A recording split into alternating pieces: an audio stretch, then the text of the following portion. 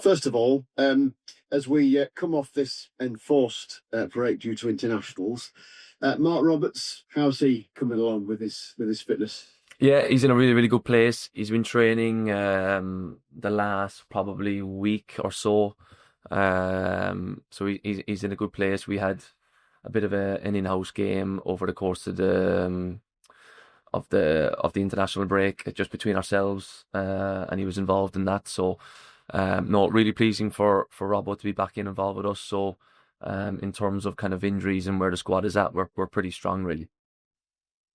How much have you missed his leadership as much as anything else? Yeah, I think he's been a miss for sure. I think as soon as he got injured in the first game of the season, I knew the value that he brought, and I said to him straight away, if you want to come to any away games with the staff, or if you want to be involved in and around the staff, by all means. No, he did mention at the time that it's maybe not something he's going to go into, and I don't want to be speaking for him, but in terms of coaching, so he wasn't. He was more focused on getting his rehab sorted than anything else. So his full focus was on that, which is brilliant, because he's probably come back that little bit quicker than what we expected. So, yeah, look, I think he's a real valuable asset for me, the players, the staff, the club, and yeah, we've definitely missed him for sure. It's just that announce, isn't it? He's very much part of the been there, seen it, and done it brigade. That there's nothing that will kind of fox him in any way. No, exactly. Yeah, look, he's done great over the course of his career. Obviously, look, knows the club inside out, had success here, and that's invaluable, really. So, there's been certain games where, a couple of late goals here and there. If you brought Robbo on to maybe see out the last 5 minutes, it could be a different picture, or he might have even started the games himself, and not got us to that position, where you're hanging on. So, you delighted to have him back. Another experience heading around the dressing room, in terms of match days now, which is going to be key, and it's something that the group will thrive off, no doubt. Yeah, just on that, as you mentioned it, because look, because there have been defensive issues, I realised that the Wickham experience, puts a spotlight on that. With Milder Chevigny also fit and available again, have you been thinking about defensive changes across this last couple of weeks? Yeah, we've been doing a lot of work on this as ever, and not just because we've had a break. We do it relentlessly anyway. I think we've been working a little bit on late periods in game and how we manage that, and giving the players some clarity around that to help them. There's no point saying this is happening and that is happening, and you don't touch on it, or you don't try and fix it to make the next scenario a little bit more comfortable. So we've been working on that a lot over the last couple of weeks. And look, I think it's not just defensively. I think all over the pitch now, midfield, Vimala's fit, Patrick Kelly's in a good place, and people need to perform now, or else there'll be people, knocking on my door going, why am I not playing, and where's my opportunity? So from a healthy squad point of view, we're in a really good place. I apologise if one of the others has asked about this in recent weeks, but it's been a while. So Fabio Jallo, and look, I know he's a long-termer, etc., but just in terms of his rehab, how's he coming along? Yeah, he's probably the only one right now that we've probably not got fit and available. Georgie Gent has been training over the international break. Now Georgie's obviously come back from Achilles injury, which is one of the most difficult, really, in my opinion, to come back for. So he needs a little bit more training time, whereas Robbo was obviously just a bit of a groin hip situation. So George is on the grass now as well, which is good. So he's getting ready, to get his match fitness up. But yeah, Fabio's probably the only one longer term now left in terms of his time frame. He's still a little bit away, if I'm honest. You're probably looking kind of into November before I have a clear picture on exactly his time frame when he will be back in the grass training. And can I just ask, in the Wickham interview, you referenced other things and didn't want to go into it. Well, are you prepared to shed any more light on that? Has that other thing been addressed? No, not prepared to share any light on it. That's just something for myself to consider. But has it been addressed? Well, time will tell. Right. Because if nothing else, you are a very strict disciplinarian. Was it with reference to something like that? No, I think you're probably fishing for something that's not really there, if I'm honest. I'm absolutely fishing. Yes. Are you? It's been. It's. Uh, they took the view at the time that it was a short-term issue. Is it not? Final sort of question on this type of thing, or is it something that was nipped in the bud at the time, as it were? Like I said, you're fishing for something that's not really there. Okay. As you come back off the international break, then are you satisfied that all of the boxes have been ticked with what you wanted to look at in the last couple of weeks? Yeah, I think the work's been really good. We've worked really, really hard to try and, put us back in the right direction. Look, now that the emotion has settled and you have a little bit of time to look and review and how the first period of the season has gone. Look, we're 10 games in. We're in a decent position in the league. Would we like to have been in a little bit of better position because of the start that we have? Absolutely. But if someone says, look, 10 games in, you're going to be in this position and you're going to win some and you're going to lose some along the way and be a little bit inconsistent, then I go, okay, I can work with that. Would I want better? Of course. But did people expect worse? Probably, if I were being honest. So I think it's become the first 10 games where we started really well, and then we've had 4 or 5 games where we've not done well, and it looks like a bit of a bad period where if you just mix them up, it would just look a little bit inconsistent. So I think, look, we're trying to get better all the time, and can we now improve over the next 10-game period? That's the full plan. Is that almost a challenge to maybe even the younger players in a greater sense? Because it's just a churn, isn't it? Keeping it 7s and 8s out of 10 every week rather than maybe having a 9 or a 10 and then maybe a 5 across the course of the season. Of course. And I think, look, the squad is a really good squad, and I believe in these lads and I believe in the group. I think, I'm very, very fortunate to have the group that I have in terms of, people first and foremost and their work ethic and how they want to improve. And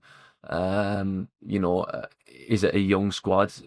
Yes, bar Robbo, bar Didsy, and bar 1 or 2 others, but that's the mantle of the football club. Sometimes we want to sign a bit younger to have assets and to improve them and to develop them and whatnot. So, and we've got some really, really good young players in the building for sure. So I think, we're a squad that is very, very exciting. But like you said, with that will come a little bit of inconsistency, and we've got to try and make, the 9s out of 10 and the 5 out of 10s more regular 7s and 8s. I suppose it really shouldn't be forgotten. As much as there was a great frustration at Wycombe for 87 minutes, Barnsley were in a very comfortable position, and that at Wycombe this season is actually a very difficult thing to make.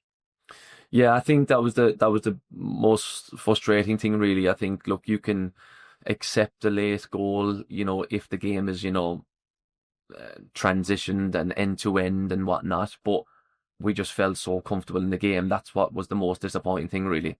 So look, it happens. We've seen it before.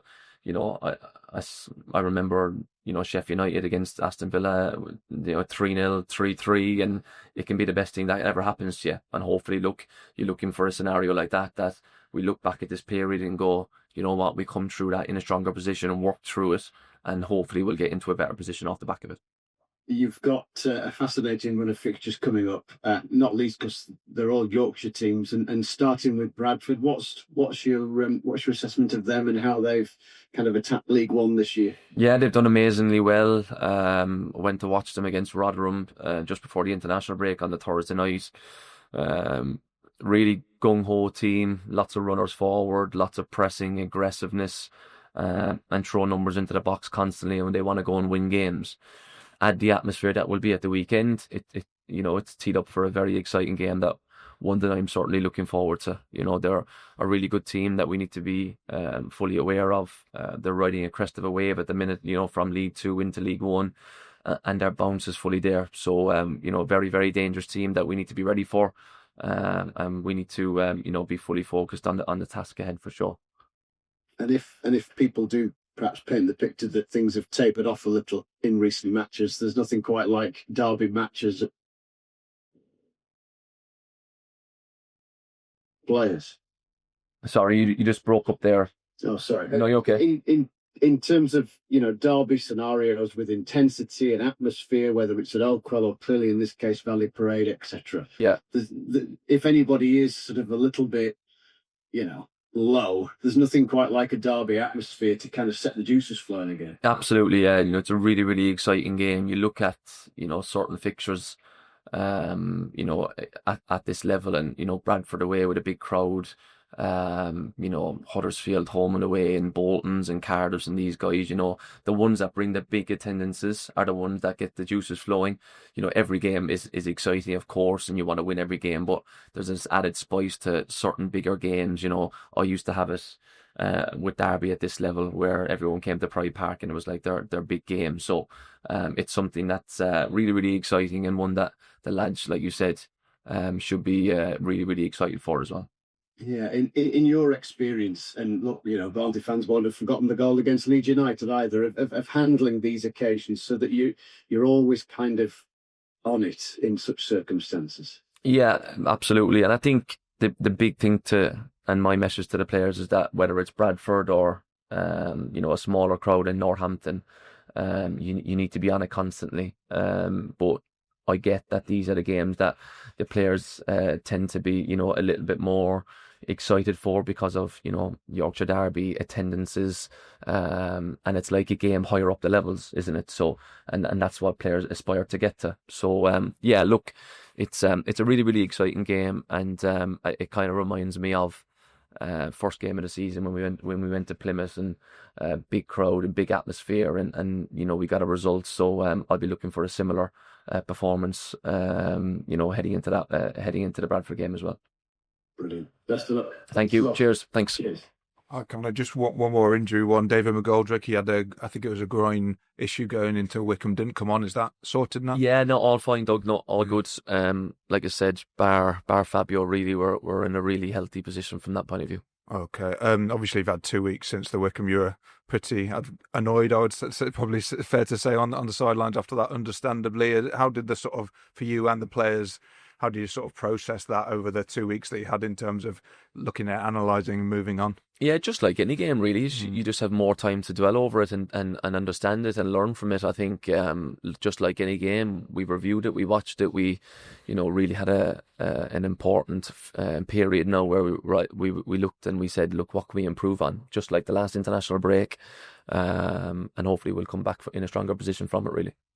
The derbies, obviously, we'll talk about Bradford, but I think it's 4 pretty much in a row now. If you take out the trophy game with York City in there, just seems to be so many. I mean, will you learn a fair bit about your team even more so in this run? Yeah, I do think, there's some exciting games now, and, we've put a lot of work in over the last couple of weeks and had real intense training sessions, and, I've asked a lot of the players, and look, to be fair, the players, I always sing, highly of their praises, that they've been terrific, great group, a group that I believe in, a group that can be competitive at this level, no doubt. So we're looking to hit this period now head on with some good performances and results for sure.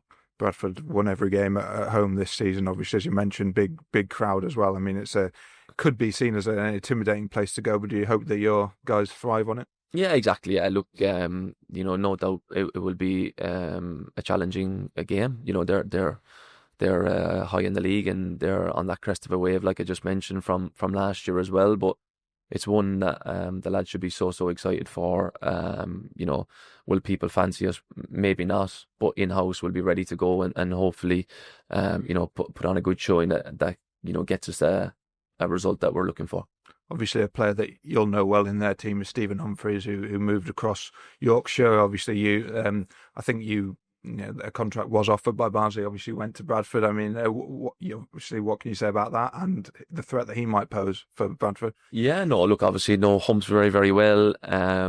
We've kept in a little bit of contact since he's left the club. I just really got on with him. I really liked him. And I'd like to think he would say the same about me. There's no doubt that he was a big positive in the 10 games that I had towards the end of last season, and he was fantastic from an attacking point of view and got numbers, and I managed to get the best out of him, which was great. So look, first and foremost, be looking forward to seeing him, and hopefully he won't have done too much damage to the result, and we can have a nice conversation after the game. Were you disappointed you weren't able to keep him, given obviously that's an area that in terms of depth you're maybe a little bit light on? Yeah, I think in football he had a a period towards the end of the season that managed to get him into a place where he could speak to other clubs. When you in football now, you only need 5, 6, 7, 8 games at the right time to get moves or whatnot. So would I've liked to keep him? Absolutely. But, he decided to go elsewhere. So, look, I wish him all the very best over the course of the season, but hopefully not at the weekend. Just a couple of other players I wanted to ask you about. Kelechi Nwakali, last time I spoke to you about him in August, you're obviously hoping for all parties that he'd moved on. Obviously, that hasn't happened. Windows have closed. He's playing in the under-21s. What's the situation with him, and is there any way he can break back into your first team? The situation is what it is, really, Doug, if I'm being honest. Do I see him breaking back in? Probably not, if I'm being totally honest. I think same message from summer, really. I think we're looking for the best scenario for club and player, really. Do I see him fitting into the way we want to play, being really aggressive and high tempo and energetic? Probably not. So, it's one that we're probably going to have discussions with over the next couple of months leading into January. Fair enough. And Leo Farrell's been loaned out, obviously scored at the weekend as well. Little bit of a reaction from some fans about that. We're low on strikers. We've loaned a striker out, but obviously you see him every day in training. Do you just think the loan was the best thing for him at this point? Yeah, well, I really like Faz, and the big thing for me to let him out on loan was to get an agreement with his club that he's going on loan to, that he can come back and play in the Virtue Trophy games. So he'll be available for the Virtue Trophy games in terms of selection. I wouldn't have let him out if that was the case, if he wasn't allowed back for the game. So for the United game and for the Lincoln game coming up, he is available for selection from that point of view. So I think for him to get regular game time, but also help us in terms of numbers for them games, I think it was a good for all parties, really. Fair enough. Thank you, Conor. Cheers. Hi, Conor. Oh, yeah. I sort of looked at your first half and second half ones, and they're a little bit strange. I mean, your first half, you're in the top 4 or 5.